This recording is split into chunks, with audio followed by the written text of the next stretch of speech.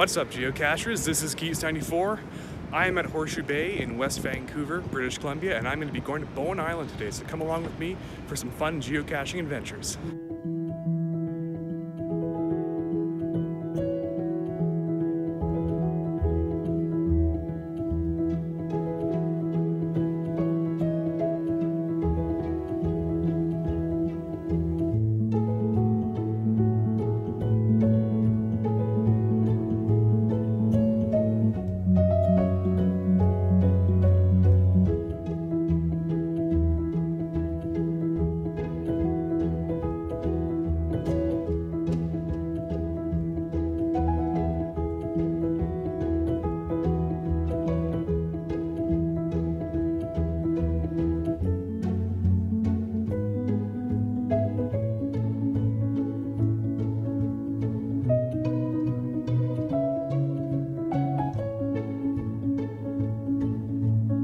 Caffeinated and ready to go.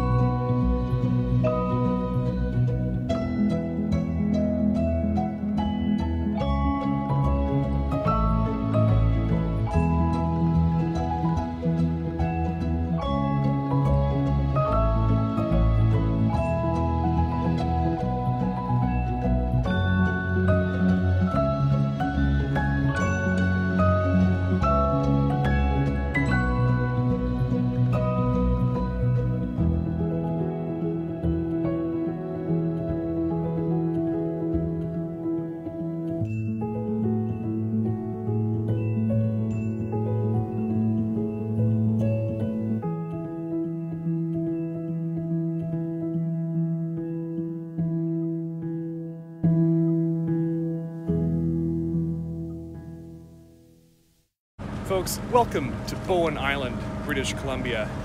It is a fantastically gorgeous place out here. It's an island that sits offshore, off the mainland, basically, and actually behind me right here is mainland of BC. So let's go explore and find some geocaches.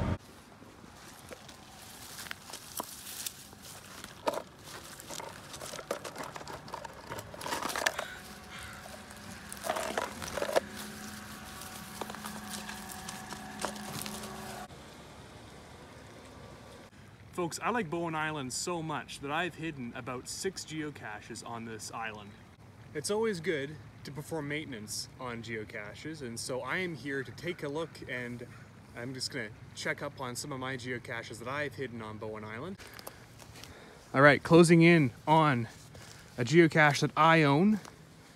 It is called Snug in Snug Cove, and it's one of the first geocaches I've hidden on this island. Look what we have here. It's a little bit in plain sight. I had originally hidden it behind this rock a little bit better, but here it is. Snug in Snug Cove, a geocache by Keats94. Please do not remove from this spot. Let's take a look inside. All right, folks, we're gonna open up this geocache. see what the condition is. Looks like we have ourselves some kind of geocoin. Looks like a travel bug of some kind. Yeah, it's a travel bug here. Destined to faraway lands. Looks like we have another trackable here. What else do we have? Greetings from Zurich. And of course the logbook. And I always like to check to see who found this thing. And you know, I've had to come by here quite a few times to replace the logbook because it is a pretty popular cache. It is very close to the ferry terminal. So as you can see, I can look at all the old, this is the very old logbook. I replaced it on October 22nd, 2014. We have Cache Junkies here, Delta Dodger, to name a few. And really awesome to see all these signatures. That's what I find really cool about doing geocache maintenance is seeing all the names of the people in writing, the people that have visited this spot. So I'm gonna make sure I put this geocache of mine back where it rightfully belongs. And it looks like it is actually in pretty good condition. What I like to do is I like to take a look and see, you know, just to see if there's any moisture in here, make sure that there's nothing, you know, illegal to be put in a geocache. That's like any type of liquid, food, and just, you know, items that you don't really want to see in the geocache. SWAG actually is an acronym for stuff we all get. Don't put drugs in geocaches. So I'm gonna put all this stuff back in the geocache. Another geocache tip from Keats94. When you close up the geocache, make sure that no part of the bag is kind of, you know, flopping over the lid, because what ends up happening is, especially in the Pacific Northwest, you have moisture getting into geocaches much more quickly than that of when you have it all tucked in. So right now the baggie is all inside here. There's nothing overlapping the lid, and yeah, it's ready to be found. So let me put it back. All right, the cache is back in its spot, and off to do an adventure lab now.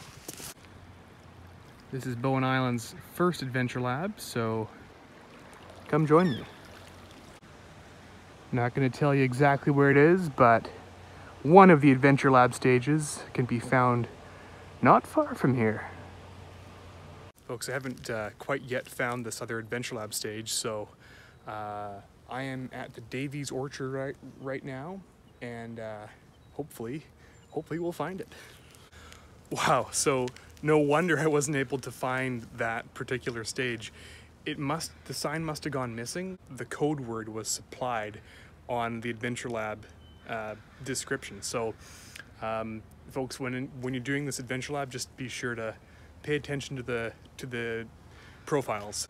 Another stage complete. Hooray!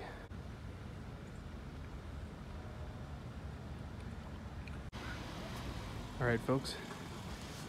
The last stage of the adventure lab has been complete. Fun fact, this is probably where you'll have to search for one of the stages, but I won't give you the answer to the stage. You'll have to come here and explore it out.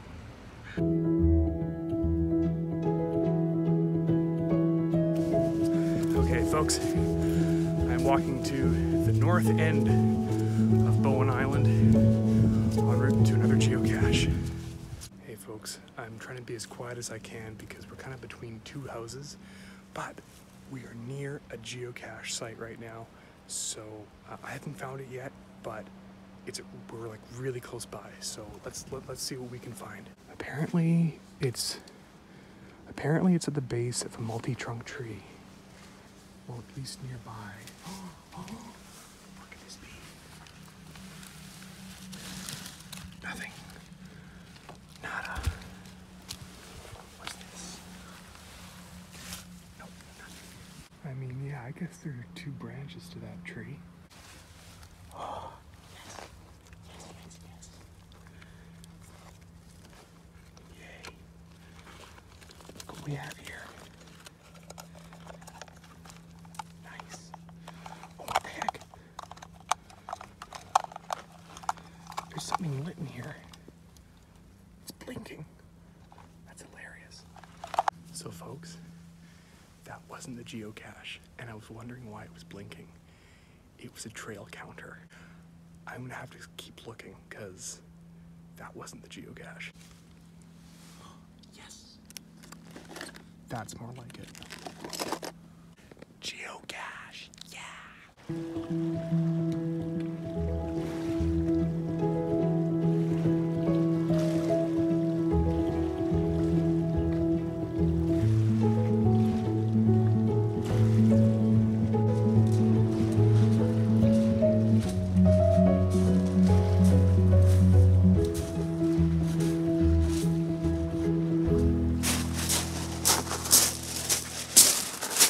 Folks, welcome to the beautiful and talented Keats94’s on Bowen Island. Right now, what we are looking at are the North Shore Mountains across the other side of Howe Sound. Folks, one of my favorite parts of geocaching is the destination, but also the journey involved to get there. Places like this, I really enjoy going to show you all at home where to come on your next geocaching adventure. Geocaching has taken me to so many awesome places. I don't have enough fingers to count how many times I've been just wowed by this view. And others along the way.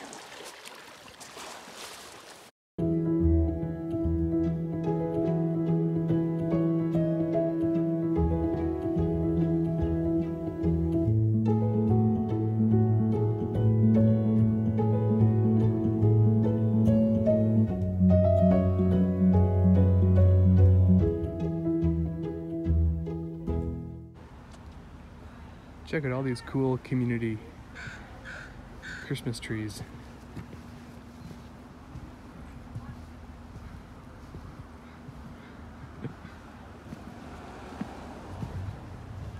Sold.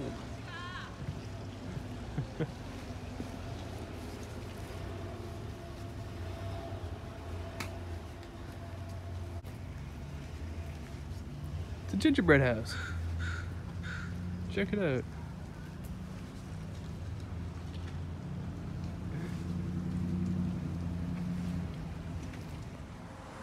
Well, I can't not check out the smallest candy store in the world.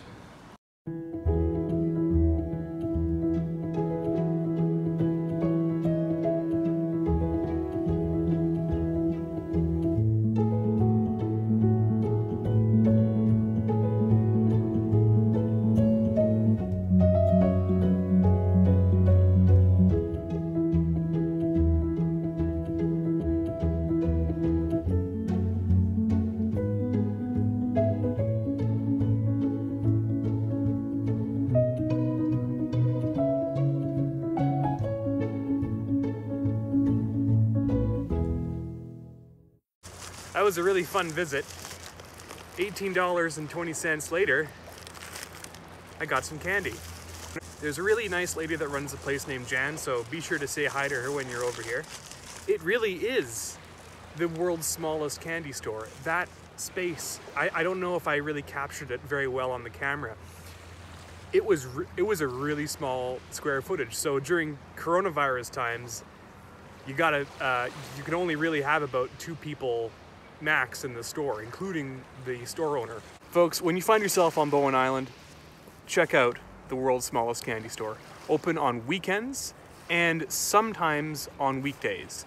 Today is actually a weekday, but they happen to be open, so I lucked out.